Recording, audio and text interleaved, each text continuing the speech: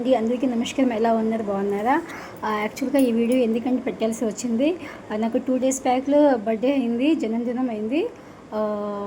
దాని సందర్భంగా అంటే ఇక్కడ సెలబ్రేషన్స్ అయ్యేవి. కాకపోతే నాకు ఒక చిన్న అంటే జ్ఞాపకార్థం ఉండిపోయింది. ఒక సిస్టర్ ఇక్కడ లేదు, తను కేరళలో ఉంటుంది. తను నిన్న ఈవినింగ్ వచ్చింది. తను నాకు ఒక అంటే మెమొరబుల్ గిఫ్ట్ అంటే ఇచ్చింది నాకు. అది అంటే ఎప్పుడు జీవితంలో మర్చిపోలేము. ఆ సిస్టర్ నాకు ఎప్పుడు చూసినా చాలా బాగా చూస్తుంటుంది. చాలా అంటే ఇష్టం నాకు.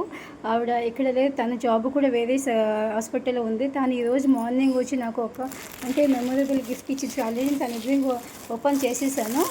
నేను మీకు చూపిస్తాను చూడండి.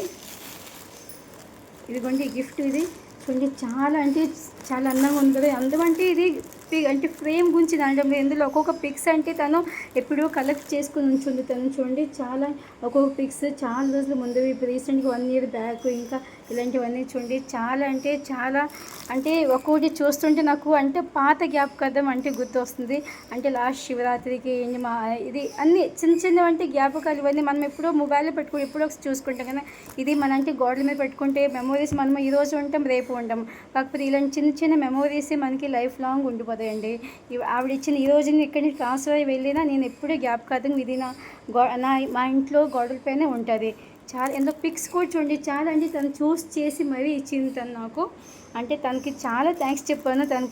తనంటే నాకు చాలా ఇష్టం. నన్ను కూడా చాలా ఇష్టపడుతాను.